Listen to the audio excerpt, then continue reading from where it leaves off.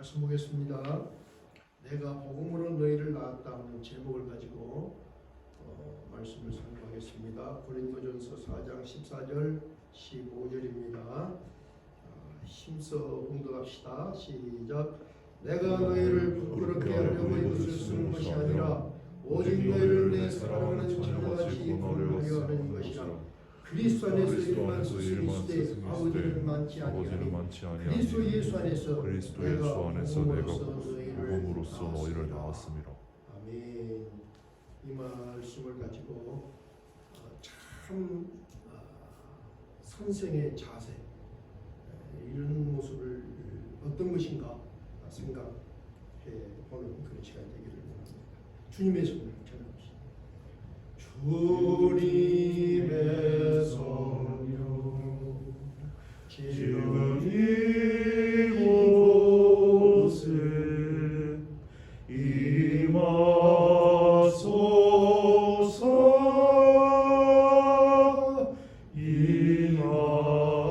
임하소서.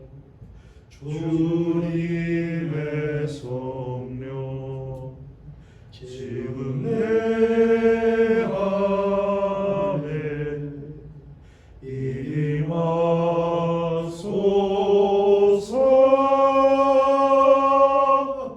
임하소서. 할렐루야. 할렐루야. 할렐루야.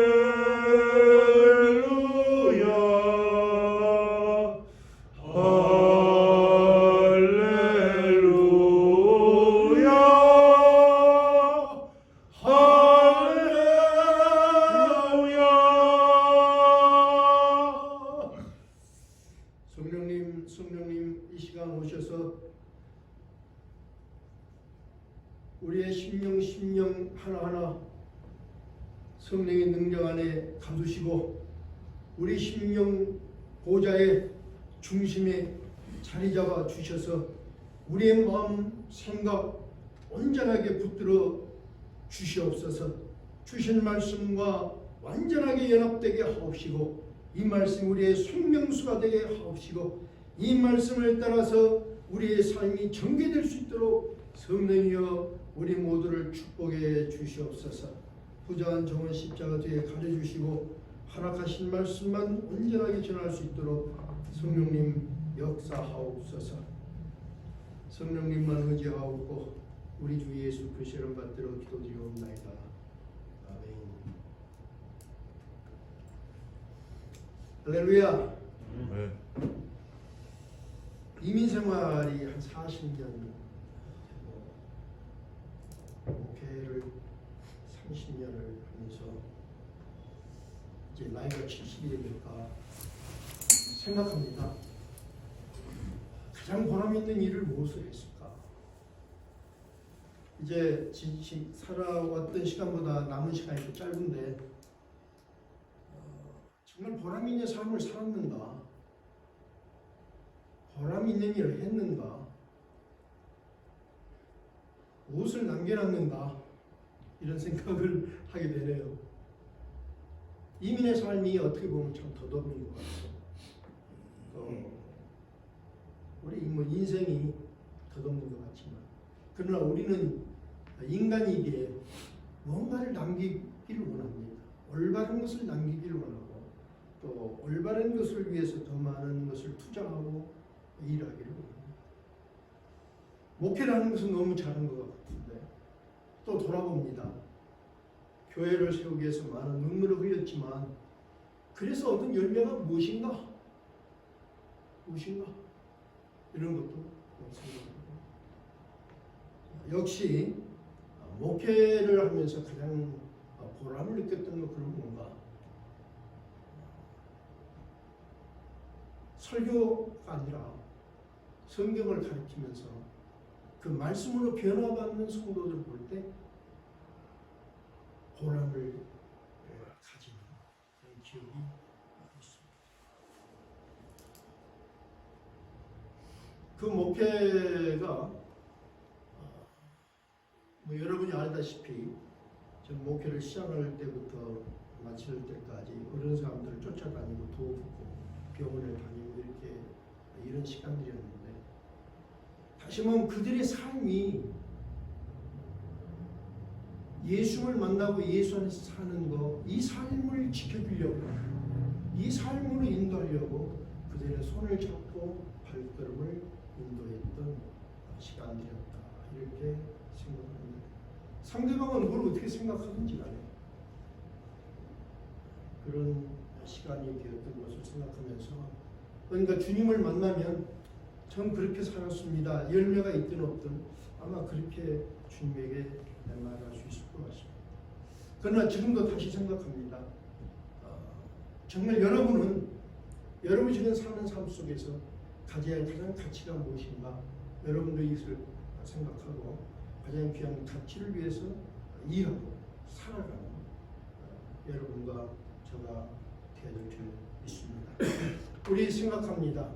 나는 교인인가 예수님의 제자인가? 여러분은 예수님의 제자죠. 이 아이덴티티를 우리 분명히 합시다. 그냥 교인이 아닙니다. 교인이 아니에요. 얼마나 교회 다니는 사람들이 성경에 대해서 모르냐면, 제가 전도 폭발을 할 때 어떤 집을 노크를 했어요. 그래도 한국 나와요. 우리 어디 침략에서 나왔는데 말씀을 좀 전하려고 왔습니다. 그때 하는 말이, 우리는 장로교인인데 왜 침략의 사람들이 와요? 교회가 무엇인지, 복음이 무엇인지조차 모르는, 우리는 장로교인인데 침략의 사람들이 왜 옵니까? 이 말 한마디에서 이들은 예수님도 모르고 신앙도 모르는 너무 무지한 모습들, 이런 모습들이 너무나 팽배해 있다. 이런 것을 생각합니다. 그래서 중요한 건 뭐냐면, 나는 누구냐? 내가 그냥 신앙인 기독교인, 이 범위를 훨씬 넘어나서 나는 예수님의 제자다. 예수님의 제자. 여러분 분명합니다. 우리 모두 예수님의 제자. 예수님을 따라가는 예수님의 제자.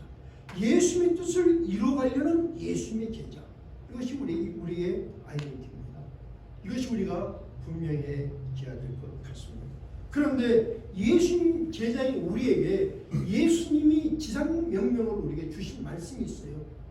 네가 내 제자냐? 그럼 반드시 그것을 해라. 그것이 뭐죠, 여러분? 한번 우리 같이 외워봅시다. 너희는 가서 모든 족속으로 제자를 삼아. 같이 한번 외워봅시다. 시작. 너희는 가서 모든 족속으로 제자를 삼아. 이거 뭐 외워요? 이거 외워야 돼요. 다시 제가 한 줄 먼저 하면 여러분 한번 따라서 하시기 바랍니다. 너희는 가서 모든 족속으로 제자를 삼아. 너희는 가서 모든 족속으로 제자를 삼아. 아버지, 아들과 성령의 이름으로 세례를 주고. 아버지의 아들과 성령의 이름으로 세례를 주고. 내가 너에게 분부한 모든 것을 가르쳐 지키게 하라. 내가 너에게 분부한 모든 것을 가르쳐 지키게 하라. 이게 명령이에요. 이것을 외우고 있어야 됩니다. 아멘? 네. 우리 성도들 please, 다른 말씀 몰라도 이 말씀을 외워야 되고, 이 말씀 속에서 나는 예수님의 제자는 내 아이덴티티가 분명히 돼야 되고, 내 삶이 예수님의 제자로서 삶의 형상이 나타나야 된다.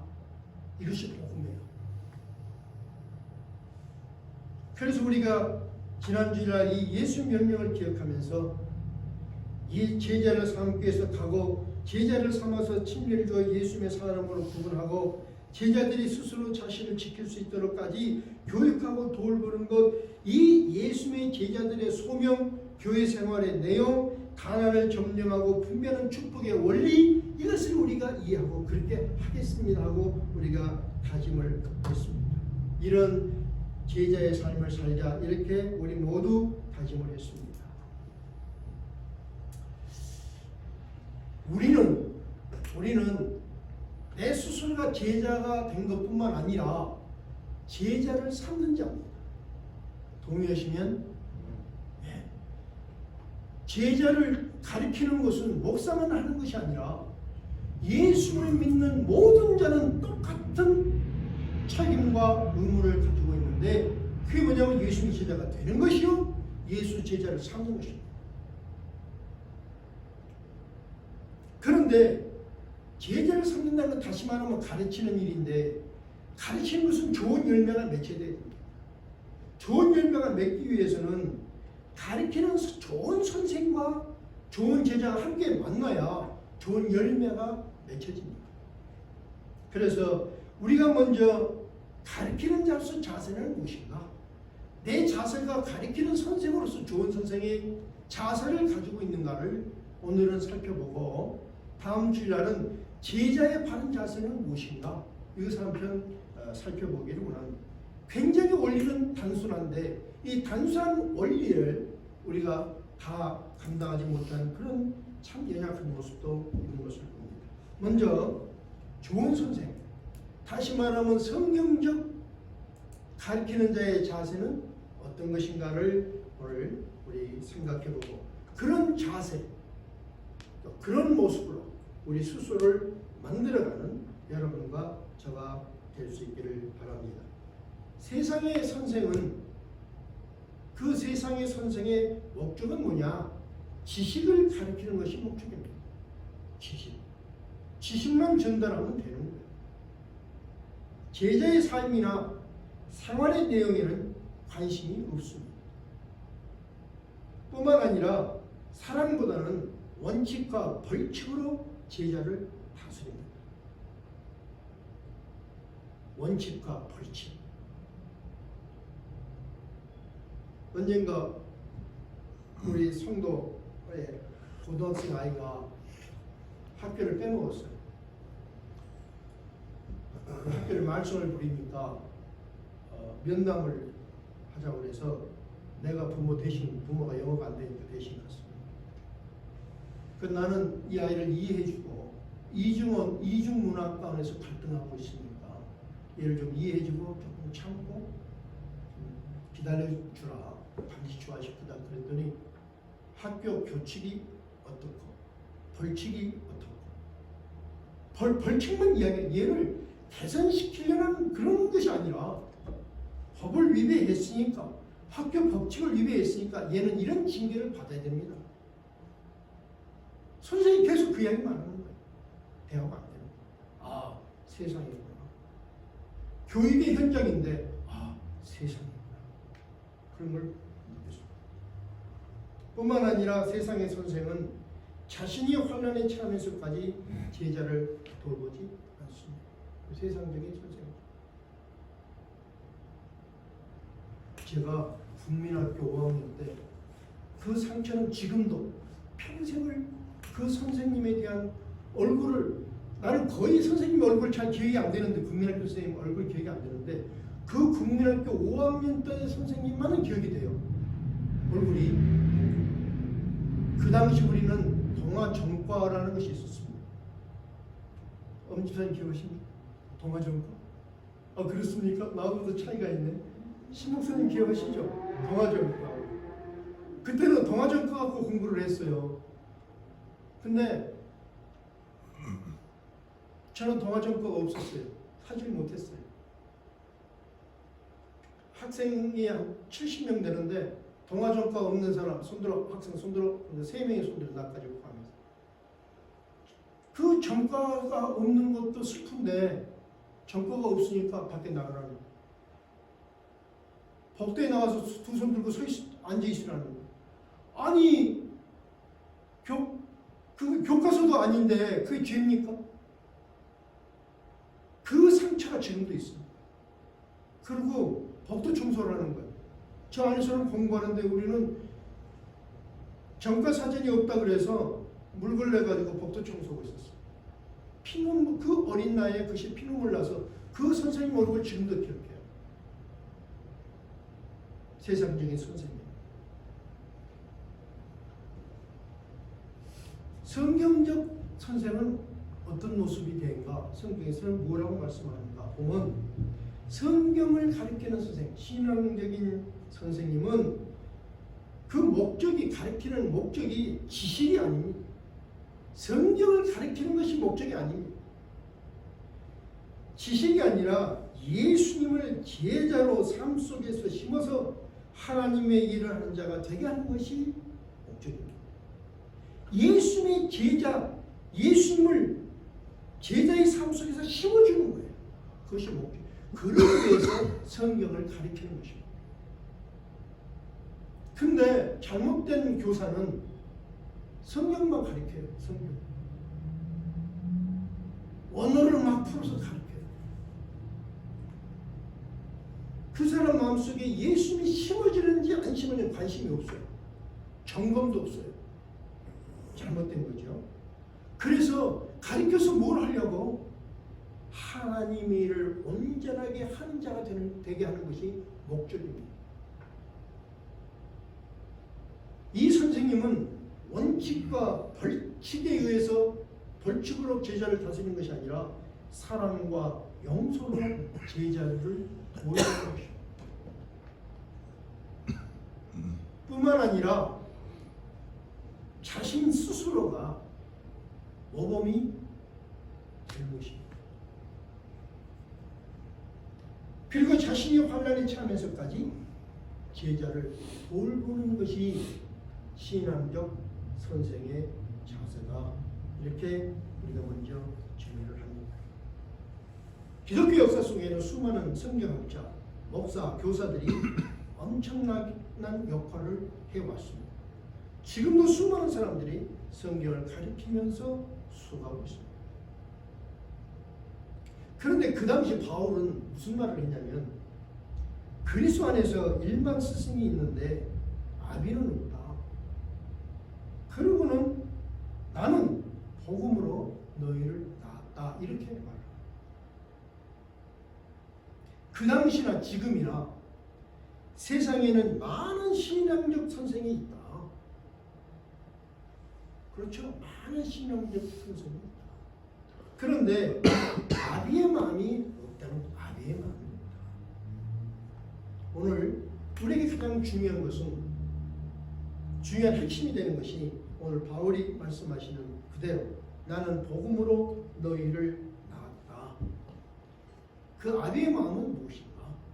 선생의 가장 중요한 것, 예수를 전달하는 선생의 가장 중요한 그 마음은 어떤 마음이 되어야 되는가? 아비의 마음이라는 것은 무엇인가? 어떻게 그 아비의 마음을 가질 수 있는가? 이런 것을 한번 배워보고 우리도 그런 마음을 품어 볼 수 있기를 원합니다. 자, 아비의 마음. 첫째로 바울은 성도들을 영적 자녀로 생각을 했습니다. 영적 자녀. 다시 바울의 말을 한번 들어봅시다. 내가 너희를 부끄럽게 하려고 이것을 쓰는 것이 아니다. 오직 너희를 내 사랑하는 자녀같이 내 사랑하는 자녀로 대하기 때문에 그렇다.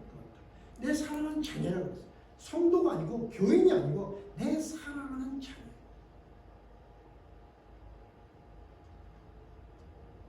그런데 그리스도 안에서는 일반 스승이 있지만 아버지가 없다. 그러나 그것이 세상의 세태지만 오늘날 교회의 모습이지만 그러나 나는 복음으로 내가 너희들을 낳았다. 이렇게 고린도 교회 교인들에게 고백을 했습니다. 내가 영적으로 너희를 낳았다. 나는 너의 영적인 아버지다. 다른 말로 말하면 우리는 영적인 서로 형제다. 이런 의식이 먼저 있어야 됩니다. 정말 성도들이 형제님, 자매님, 우리 이렇게 호칭하잖아요. 그런데 정말 예수 그리스도 보혈 안에서 형제정을 느끼고 나누고 있는가? 생각해요.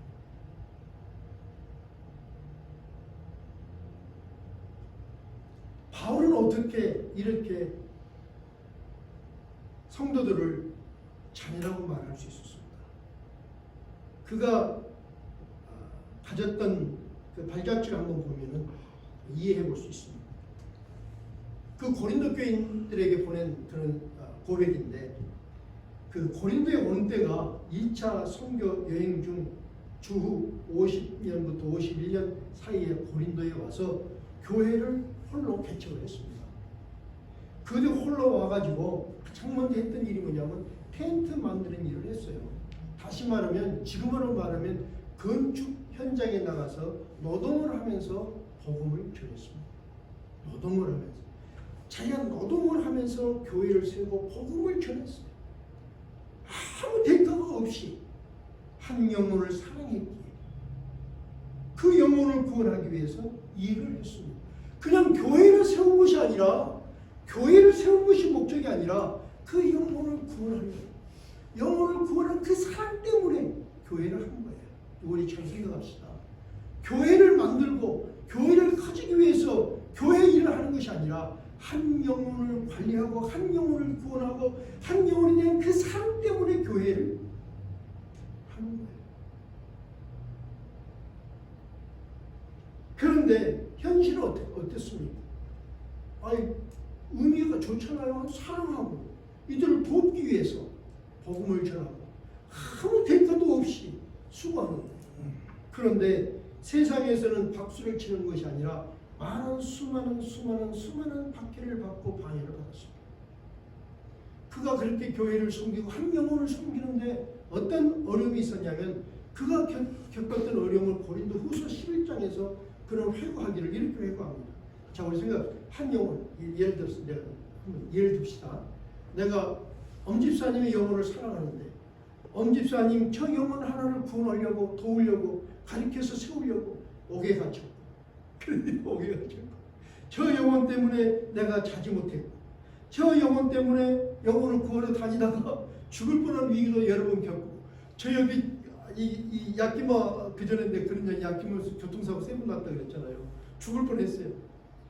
바울도 죽을 뻔한 위기를 겪고 강도도 만나고 자지도 못했고 먹지도 못했고 이런 일들이 너무너무 허다했다. 한 영혼 구하려고 그 영혼 구하는데 이런 일이 너무너무 힘이 들었다. 성도는 알아주지 않지만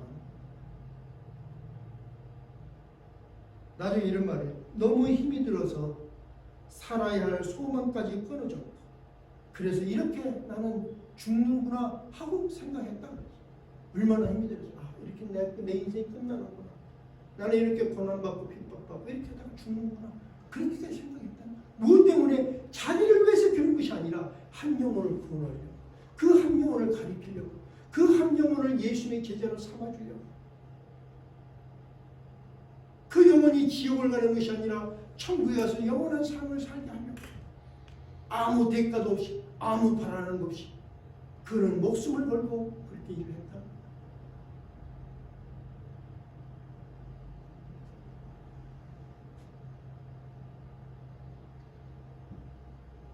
이런 고된 상황 속에서 세운 교회가 고린도 교회였고 그 안에 성도들이 모아졌습니다. 고린도 교인들을 돌보는데 그 모여진 고린도 교인들 하나하나를 돌보는데 그는 이렇게 고백을 합니다. 이것은 마치 여인이 해산의 고통을 통하여 한 생명을 출산함과 같았다. 돌아보면서 한 생명을 돌아보니까 정말 한 여인이 잉태하고 출산하는 고통을 겪은 것 같았다. 이렇게 말합니다. 어때? 목회자 심정이 그런 거 아니니? 해산하는 고통, 양육하는 고통, 그 고통이 없습니까?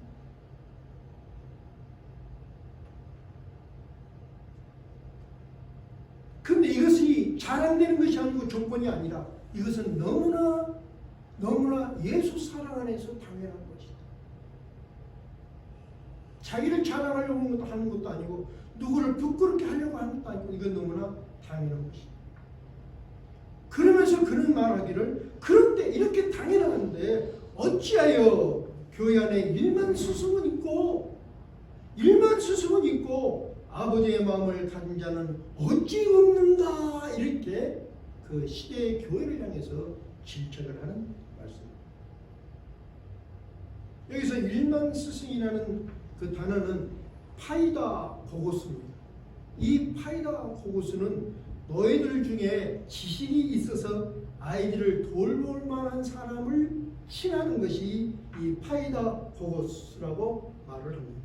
그 당시 그 전쟁을 해가지고 왕족도 잡아오고 그럼 노예 되잖아요. 근데 그들은 지식이 높으니까 그들에게 가정교사를 맡겨준 이런 사람들이 파이다고고스입니다.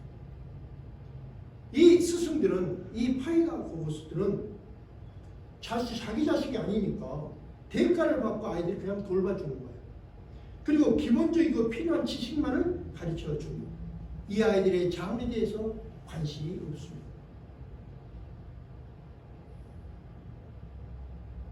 그런 모습, 교회의 모습을 보면서 성도들의 모습을 보면서 바울은 나는 아무런 대가 없이 부모가 자식을 양육하듯이 하나님 말씀을 가르쳤다.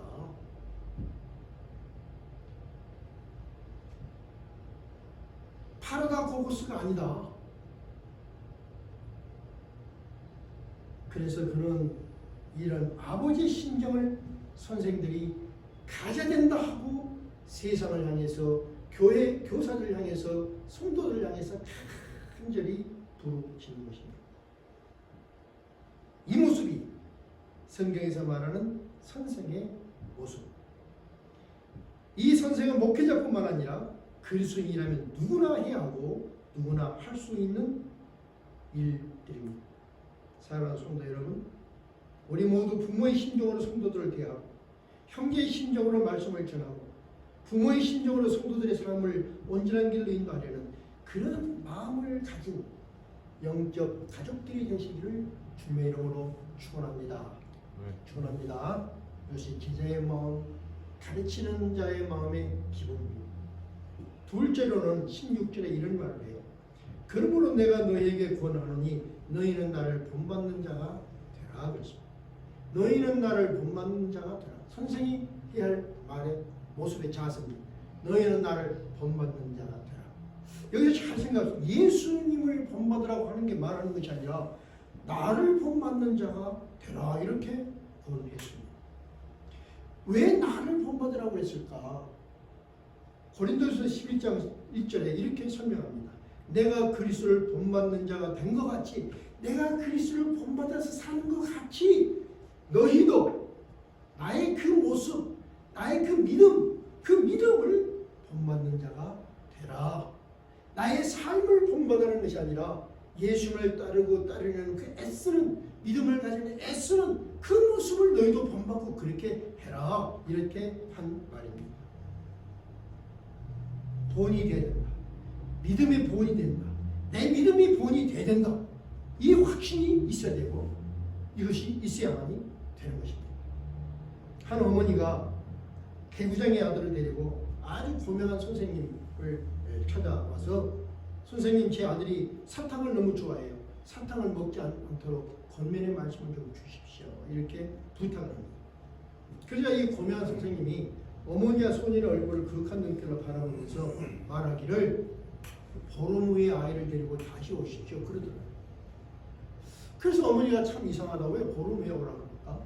그렇게 하고는 돌아갔다가 보름 후에 다시 아들을 데리고 선생님을 찾아왔습니다. 그러자 그 선생님이 소년의 눈을 사랑스러운 눈으로 바라보면서 말씀하기를 얘야 사탕을 먹지 말라. 사탕은 건강에 좋지 않단다. 그래서 소년이 고개를 끄덕이며 예 그렇게 하겠습니다. 이렇게 대답을 합니다. 그 모습을 보면서 어머니는 감격하고 깜짝 놀라서 선생님에게 고마움을 표현한 후 다시 묻습니다. 선생님 왜 보름 전에 말씀하지 않고 보름 후에 지나서 이렇게 말씀을 하십니까? 그러니까 이 선생님이 웃으면서 하는 말이 그때는 저도 사탕을 먹었거든요. 그 자신이 먼저 보름 동안 사탕을 끊고 그리고 아이에게도 사탕을 먹지 말라고 말을 하는 것입니다. 돈을 보이는 것. 돈을 보이는 것. 어렵고 부담이 되는 일입니다. 그렇죠. 본이 되는 건 참 어렵고 부담이 됩니다.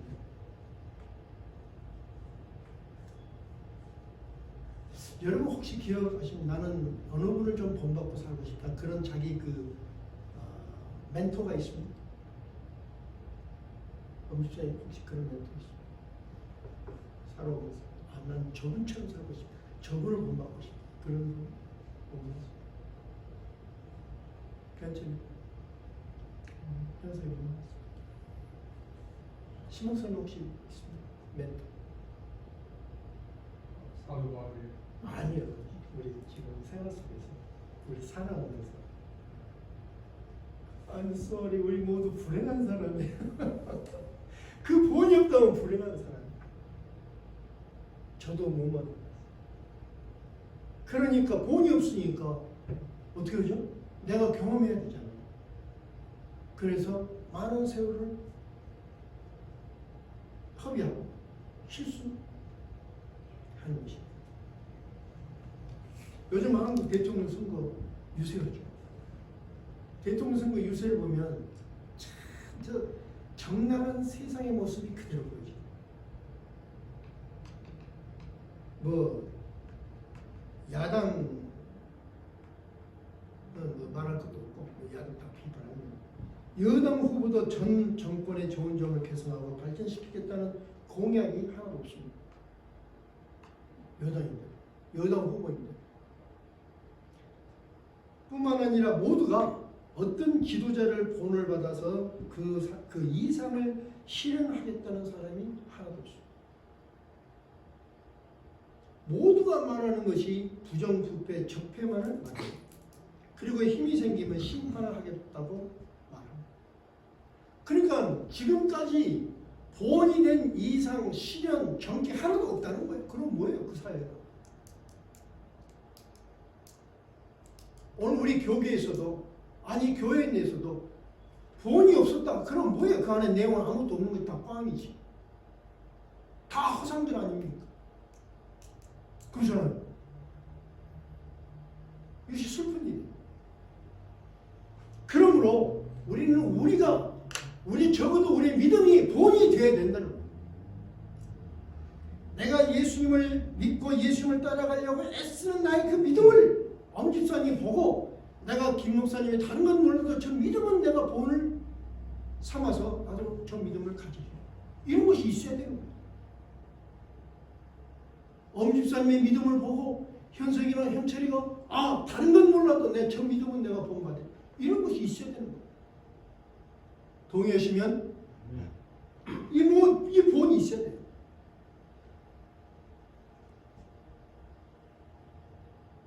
우리는 예수님을 믿는 우리는 예수님을 본받아야 합니다. 그리고 예수님을 따라가려고 애쓰는 이 믿음을 너희도 본받으라고 말할 수 있어야 합니다. 우리 모두 바울처럼 너희는 나의 믿음을 본받는 자가 되라 이렇게 당당히 말할 수 있기를 주님의 이름으로 축원합니다. 축원합니다.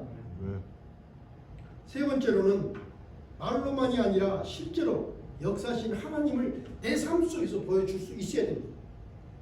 나와 함께 하셨던 그 하나님을 내가 설명할 수 있어야 되고 보여줄 수 있어야 됩니다.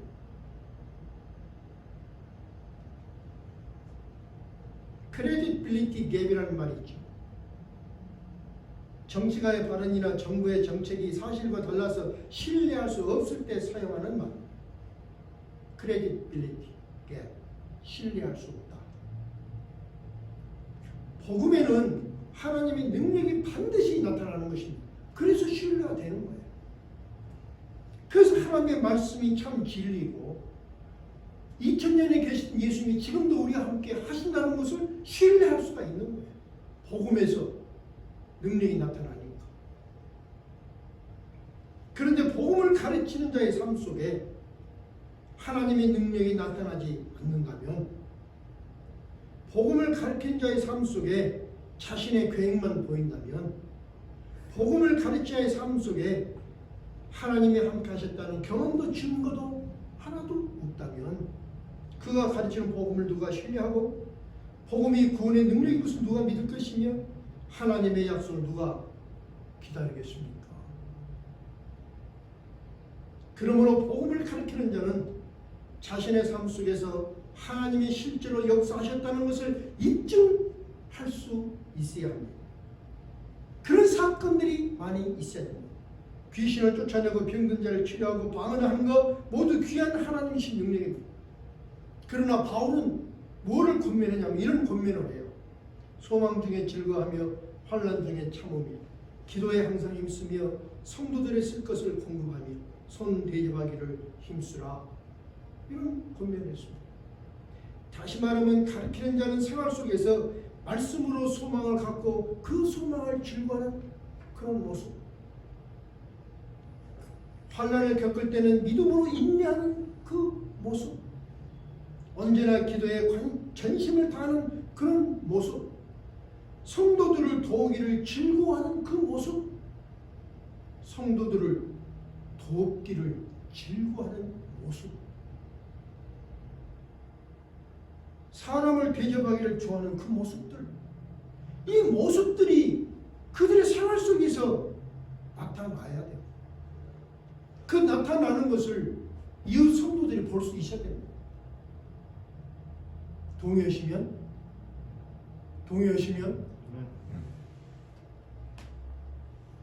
옛날에 우리 성도 한 분, 권사님이 계셨는데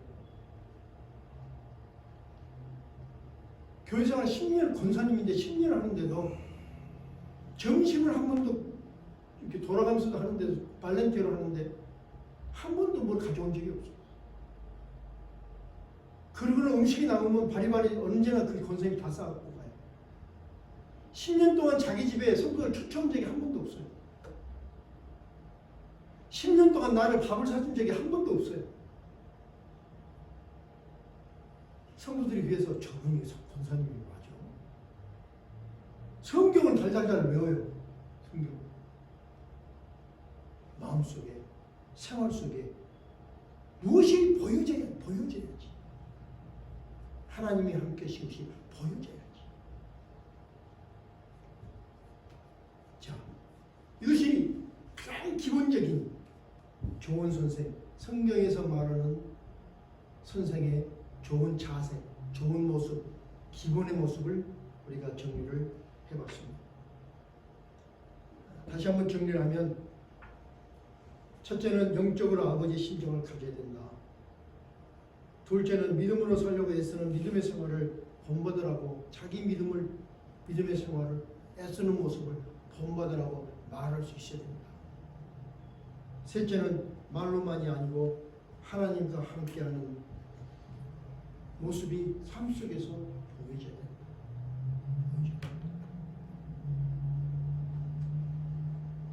우리 모두 가르치고 배우는 자라는 의무와 책임을 기억합시다. 그리고 가서 제자 삼으라는 예수님의 명령에 우리는 순종합시다. 그리고 가르치는 자로서 의무와 자세를 바르게 해서 더욱더 성숙한 예수님의 참 제자들이 되시고 또 참 제자를 양육하는데 여러분의 삶의 보람과 수고의 보람과 열매의 보람을 얻는 그런 제자의 길을 가는 여러분이 되시기를 우리 주 예수 그리스도를 받들어 축원합니다. 축원합니다. 그런 신앙의 삶, 그런 신앙생활을 갖기를 바랍니다. 아버지 하나님 감사와 찬양을 드립니다. 우리의 심령 주의 것이니 당신의 형상 만드소서. 주의 인도 따라 살아갈 동안 사랑과 충성 다 바치오리다. 아버지 하나님 찬양하는 그대로 제자의 삶을 살기를 원합니다. 제자의 도를 지키기를 원합니다. 아버지 하나님 이 시간 머리 숙인 우리 모두에게 성령이여 함께 해주셔서 참 세상적인 스승이 아니라 말씀을 가르치는 데 본이 되고 아버지 하나님 그 말씀을 우리 삶 속에서 하나님 살아계심을 증명하면서 아버지 부모의 심정으로 한 생명 그 삶을 아버지 하나님 인도하는데 정말 가치를 두고 살아가는 우리 모두가 될 수 있도록 성령님 도우시고 인도해 주시고 우리 모두를 그렇게 사용하시고 그런 교회, 그런 모임, 그런 공동체가 될 수 있도록 축복 역사해 주시옵소서. 이제는 예수님을 배우고 예수님을 가르치는 자라는 그런 의무와 책임을 다시 한번 기억하고 생명을 낳고 양육하는 아비의 심정으로 예수님과 동행하는 삶의 모습을 보여주면서 가서 제자 삼으라는 예수의 명령을 이뤄가는 제자의 삶을 살리라 다짐함에 헤어지는 예수 십자가교회 성도님들 그리고 함께 동영상으로 예배드린 모든 분들 위해 성부 성자 성령 하나님의 무한하신 사랑하심과 능력 주심이 새로운 한 주간의 시간마다 사건마다에 함께 하옵시기를 우리 주 예수 그리스도 이름으로 간절히 축원드리옵나이다.